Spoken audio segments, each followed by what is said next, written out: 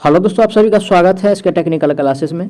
तो चलो दोस्तों, आज बात करेंगे प्रीवियस पेपर यानी कि 28 मार्च को जो क्वेश्चंस पूछा गया है। तो सभी क्वेश्चंस को कराने का प्रयास कर रहे हैं। इसका प्लेलिस्ट आप लोगों को अलग से मिल जाएगा, तो आप लोग जाकर के अगर वीडियो नहीं देखे हैं तो सारा वीडियो देख लीजिए, क्योंकि सारा MCQ क्वेश्चंस है, ठीक है ना। और प्रीवियस पेपर में जो क्वेश्चन पूछा गया है, कुछ क्वेश्चन इस बार भी पूछा जा सकता है, ठीक है ना। लेकिन आप लोग को ये पता चल जाएगा कि किस प्रकार से क्वेश्चन पूछा जाता है। तो जितना भी क्वेश्चन हम कराए हैं सभी उसी में से है। आप लोग देखिए वीडियो को, आप लोगों को समझ में आ जाएगा। आज का सबसे पहला प्रश्न दिया, एक ट्रांसफार्मर का चयन करें जिसमें कोई हानि नहीं है। तो देखिए दोस्तों, जब कोई हानि नहीं होगा वो आइडल ट्रांसफार्मर होगा। जिसमें कोई हानि नहीं वो आइडल ट्रांसफार्मर। कौन सा ट्रांसफार्मर? Idol transformer. ए में कह रहा विभव ट्रांसफार्मर में हानि होगा, निम्न वोल्टेज ट्रांसफार्मर में भी हानि होगा, सिंगल फेज ट्रांसफार्मर में भी हानि होगा, लेकिन आइडल ट्रांसफार्मर जो ऑप्शन नंबर डी में दिया इसमें कोई हानि नहीं होता है, क्योंकि लगभग इसका अगर दक्षता की बात किया जाए तो लगभग 100% होता है, ठीक है। तो राइट आंसर जो होगा दोस्तों ऑप्शन नंबर इसका डी सही हो जाएगा। अगला प्रश्न पे चलेंगे। आज का नेक्स्ट क्वेश्चन दिया हो, निम्नलिखित में से किसे यानी कि कंसेंट्रिक वाइंडिंग के अवगुणों में यानी कि माना जाता है, यानी कि कंसेंट्रिक वाइंडिंग के अवगुणों में जो माना जाता है वो हमको बताना है। और इसके अवगुणों में जो दोस्तों यानी कि माना जाता है, ए में कह रहा है यानी कि हवा के लिए आसान है क्योंकि कॉइल का अति व्यापी नहीं है, तो ऐसा नहीं है। बी में है शीतलन के लिए वाइंडिंग में अधिक स्थान है, ऐसा भी नहीं है। सी में कह रहा है स्लॉट में कॉइल डालने के लिए कुशल श्रम की आवश्यकता होती है, तो राइट आंसर जो होगा दोस्तों यही है, ठीक है ना। करेक्ट आंसर की बात किया जाए तो ये सही हो जाएगा कि कंसेंट्रिक वाइंडिंग के संबंध में अवगुण जो है यही इसका एक अवगुण है, जो कि ऑप्शन नंबर सी में दिया है। राइट आंसर ऑप्शन सी सही हो जाएगा। अब चलिए, आज का अगला प्रश्न दिया हुआ है, किस प्रकार के केबल एच द्वारा डिजाइन की गई है, ठीक है ना। यानी कि एच द्वारा जो डिजाइन किया गया है वो केबल हमको बताना है। किसके द्वारा? कौन सा? यानी कि एच के द्वारा। और देखिए दोस्तों, यानी कि एच के द्वारा जो केबल डिजाइन किया गया है, ठीक है ना, एच के द्वारा जो केबल डिजाइन किया गया है ये एच टाइप केबल। कौन सा? H type cable. ऑप्शन पढ़ते हैं। ए में कह रहा है वेल्डर केबल, तो वेल्डर केबल नहीं है। चलिए अगला ऑप्शन पढ़ते हैं। अगला ऑप्शन जो दिया हुआ है यानी कि एच टाइप, तो राइट आंसर जो होगा दोस्तों ऑप्शन नंबर इसका बी सही हो जाएगा, क्योंकि एच के लिए एच टाइप का केबल का निर्माण किया गया है, जो कि ऑप्शन नंबर बी में दिया है। करेक्ट आंसर ऑप्शन बी सही हो जाएगा। आज का अगला प्रश्न पे चलते हैं। आज का अगला प्रश्न दिया हुआ है, किसी विशेष अवधि या एक महीने में सबसे बड़ी विद्युतीय मांग का उच्चतम स्तर कहा जाता है। तो देखिए दोस्तों, यानी कि उच्चतम स्तर की अगर बात किया जाए तो इसको जो कहा जाता है यानी कि अधिकतम मांग कहते हैं। क्या कहते हैं? यानी कि अधिकतम मांग, जिसको इंग्लिश में अगर कहा जाता है यानी कि मैक्सिमम डिमांड, ठीक है ना। अधिकतम मांग ऑप्शन किस में दिया है? ए में दिया हुआ है, यानी कि निम्न मांग, तो निम्न मांग नहीं होगा, नहीं औसत मांग होगा, नहीं सामान्य मांग होगा। ये जो होगा दोस्तों यानी कि मैक्सिमम मांग डिमांड होगा, जो कि ऑप्शन नंबर डी में दिया है। राइट आंसर की बात किया जाए तो ऑप्शन नंबर डी सही हो जाएगा। अगला प्रश्न पे चलते हैं। आज का अगला प्रश्न दिया हुआ है, यानी कि केबल बिछाने के दौरान न्यूनतम झुकने वाली त्रिज्या डैश होनी चाहिए जहां डी केबल का व्यास है। तो देखिए दोस्तों, ये जो होता है यानी कि 12 और गुना में होता है आपको यानी कि व्यास। क्या होता है? 12 गुने व्यास। ध्यान रखिएगा, इस पे क्वेश्चन बार बार पूछा जाता है, इस बार भी पूछा जाएगा। तो देखिए 12 तो हो गया और व्यास जो दिया है डी है, तो 12 गुने डी कितना हो जाएगा? यानी कि 12D हो जाएगा। ऑप्शन किस में दिया है? 18D नहीं होगा, नहीं 3D होगा, नहीं 6D होगा। ये जो होगा ओनली फॉर यानी कि 12D, जो कि ऑप्शन नंबर डी में दिया हुआ है। राइट आंसर की बात किया जाए तो ऑप्शन नंबर इसका डी सही हो जाएगा। अब चलिए, अगला प्रश्न आज का दिया हुआ है, यानी कि कंपन के प्रभाव के कारण त्रुटि आर्द्रता को कहा जाता है। यानी कि कंपन के प्रभाव के कारण जो त्रुटि होता है उसको क्या कहा जाता है वो हमको बताना है। देखिए दोस्तों, यानी कि इस त्रुटि को जो कहेंगे यानी कि प्रभाव त्रुटि कहेंगे। क्या? प्रभाव त्रुटि कहेंगे। ऑप्शन नंबर किस में दिया है? प्रभाव त्रुटि।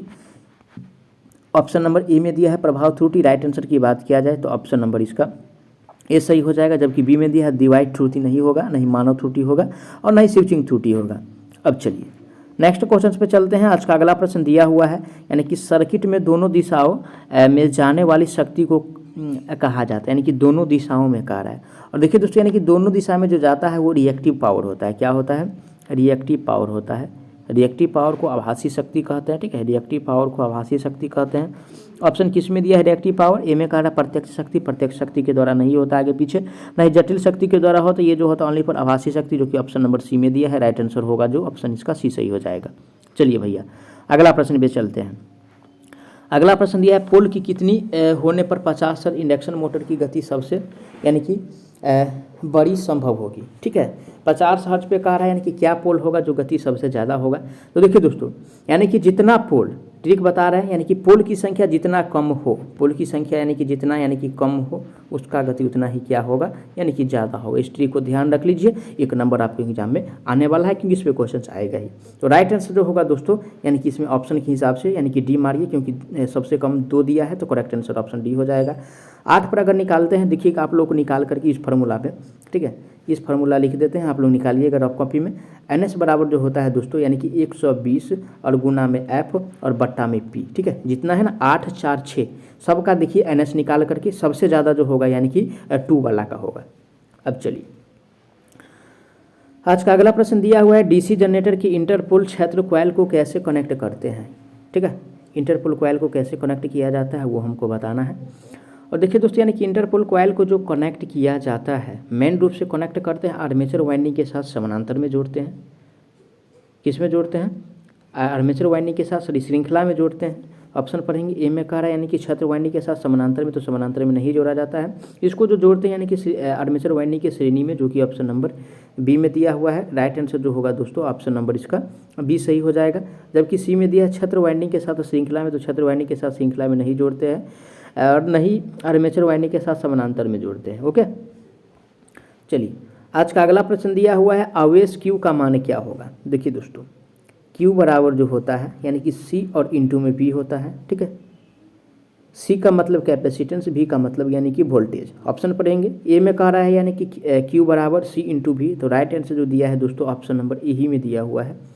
करेक्ट आंसर जो होगा दोस्तों, ऑप्शन नंबर इसका ये सही हो जाएगा। जबकि बी में दिया है Q बराबर क्या दिया हुआ है, C बटा V, तो C बटा V नहीं होता है, और नहीं C गुने ए होता है, और नहीं C बटा ए होता है। ठीक है, तो सारा गलत दिया है, ओनली फॉर ए जो दिया है राइट है। अब चलिए, अगला प्रश्न आज का दिया है, कौन सा एक अर्धचालक है। अर्धचालक सेमी कंडक्टर की बात हमसे पूछ रहे हैं। देखिए दोस्तों, सारा प्रश्न हम कराए हुए हैं, ऐसा नहीं है कि नहीं कराए हैं, लेकिन और कराएंगे जो आप लोगों को 150 में से 149 नंबर आए, मात्र 1 नहीं नंबर कम। समझे, समझ सकते हैं आप हम किस प्रकार का तैयारी कराना चाहते हैं आप लोगों के लिए। तो प्लीज़ वीडियो में इन तक जरूर बने रहिएगा, कोई भी वीडियो में। ठीक है, चाहे रीजनिंग का हो, मैथ का हो। रीजनिंग का भी वीडियो बहुत जल्द आप लोगों के बीच आने वाला है, मैथ का भी आने वाला है। तो आप लोग वीडियो चैनल पे जरूर बने रहिएगा। नए हैं तो चैनल को प्लीज़ बार बार बोलते हैं कि सब्सक्राइब कीजिए। ठीक है, तो देखिए दोस्तों, अगर सेमी कंडक्टर की बात किया जाए अकॉर्डिंग टू ऑप्शन के हिसाब से, तो यानी कि सिलिकॉन जो दिया है ऑप्शन नंबर यानी कि सी में, ये जो है यानी कि सेमी कंडक्टर पदार्थ है। ठीक है, राइट आंसर जो होगा दोस्तों, ऑप्शन नंबर इसका सी सही हो जाएगा। ए में दिया है टंगस्टन। टंगस्टन यानी कि चालक है, सोना भी चालक है, उसके बाद सिल्वर भी चालक है। सबसे अच्छा चालक जो होगा ऑप्शन के हिसाब से, तो यानी कि सिल्वर का हो जाएगा। अब चलिए, आज का अगला प्रश्न दिया हुआ है, स्टार डेल्टा स्टार्टर की ओवरलोडिंग रिले सेटिंग क्या है। तो देखिए दोस्तों, ओवरलोडिंग का कह रहा, क्या ओवरलोडिंग का कह रहा। और देखिए, ओवरलोडिंग की अगर बात किया जाए तो ये जो होता है, ये होता है आपको यानी कि फुल लोड का, यानी कि पूर्ण लोड धारा का जो होता है यानी कि 58% होता है। कितना होता है? 58%। ए में कह रहा है यानी कि 25%, तो 25% तो कम है। बी में है यानी कि 50% भी कम है। ये जो होता है दोस्तों लगभग यानी कि 58%, जो कि ऑप्शन सी में दिया है। राइट आंसर जो होगा ऑप्शन नंबर इसका सी सही हो जाएगा। चलिए अगला प्रश्न पे चलते हैं। अगला प्रश्न आज का दिया हुआ है, यदि एक एसी मोटर के ध्रुव 4 ध्रुव के साथ 24 स्लॉट है तो डिग्री में स्लॉट क्या होगा। तो देखिए दोस्तों, डिग्री में स्लॉट हमसे पूछ रहा है, तो सबसे पहले क्या करना है, यानी कि 24/4 कर दीजिए, बराबर में यानी कि 6 आ रहा है। अब क्या करना है, 180 होता है, 180 और बट्टा में यानी कि पर स्लॉट होता है, तो पर स्लॉट का मान कितना आया है, पर स्लॉट का मान कितना आया है दोस्त, यानी कि 6 आया है ना, पर स्लॉट यानी कि 6 निकला है ना, तो 6 से इसको भाग फिर से दे दीजिए, यानी कि 30 6 के 18, यानी कि 36 का 18, यानी कि 30 डिग्री आ रहा है। ऑप्शन किस में दिया है, 30 डिग्री। ऑप्शन नंबर जो दिया है बी में दिया है 30 डिग्री। राइट आंसर की बात किया जाए तो ऑप्शन नंबर बी इसका सही हो जाएगा। इस प्रकार का क्वेश्चन आपको जरूर देखने को मिलेगा। प्लीज़ वीडियो में बार बार कह रहे हैं कि इन तक जरूर बने रहिए। चलिए अगला प्रश्न आज का दिया हुआ है, इलेक्ट्रोलाइट का विशिष्ट गुरुत्व मापा जाता है। किसका कह रहा है दोस्तों, इलेक्ट्रोलाइट का, इलेक्ट्रोलाइट का। और इसका जो विशिष्ट गुरुत्व मापा जाता है हाइड्रोमीटर के द्वारा। किसके द्वारा, हाइड्रोमीटर के द्वारा। ऑप्शन पढ़ेंगे, ए में कह रहा है यानी हाइड्रोमीटर। राइट आंसर जो होगा दोस्तों ऑप्शन नंबर इसका ये सही हो जाएगा। जबकि बी में दिया है मल्टीमीटर, तो मल्टीमीटर के द्वारा नहीं होता है, नहीं माइक्रोमीटर के द्वारा नहीं होता है, नहीं हाइग्रोमीटर के द्वारा होता है। चलिए अगला ऑप्शन आज का दिया यूरेनियम की परमाणु संख्या है, किसका पूछ रहा है दोस्तों, यानी कि यूरेनियम का।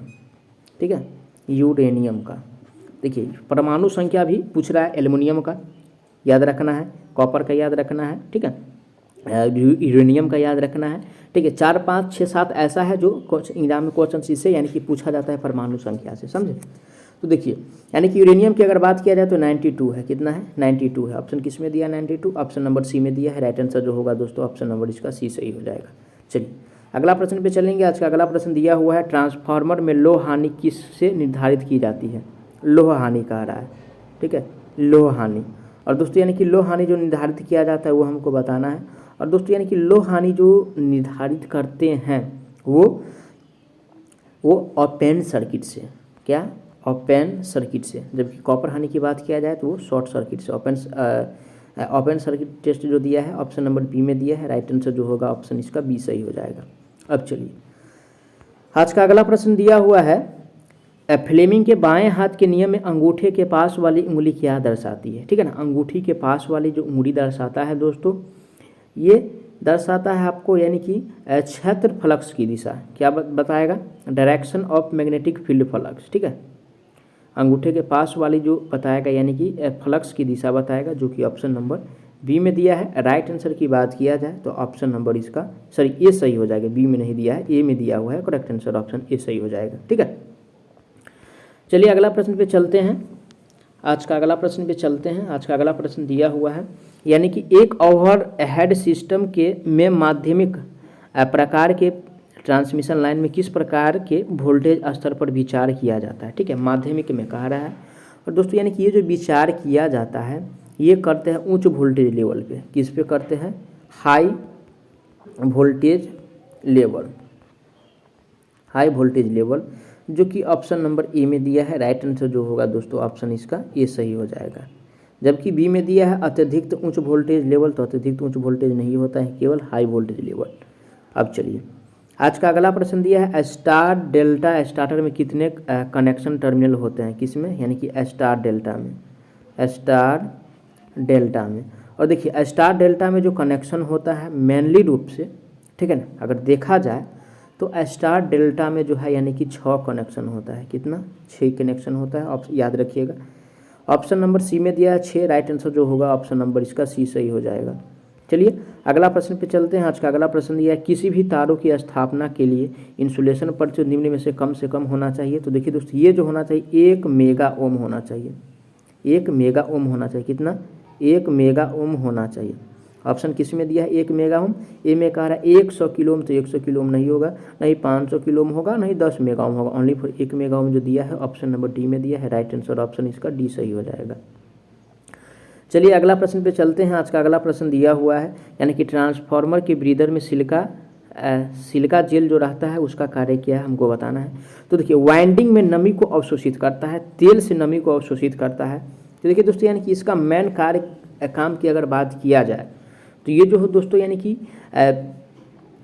जो वायु में नमी होता है उसको अवशोषित करता है। तो एक और ऑप्शन लिख लीजिए, यानी कि वायु, ठीक है, वायु से नमी को अवशोषित करना या एब्जॉर्ब करना, अवशोषित करना, ठीक है, अवशोषित करना या एब्जॉर्ब करना। ठीक है, क्या करना, अवशोषित करना या एब्जॉर्ब करना।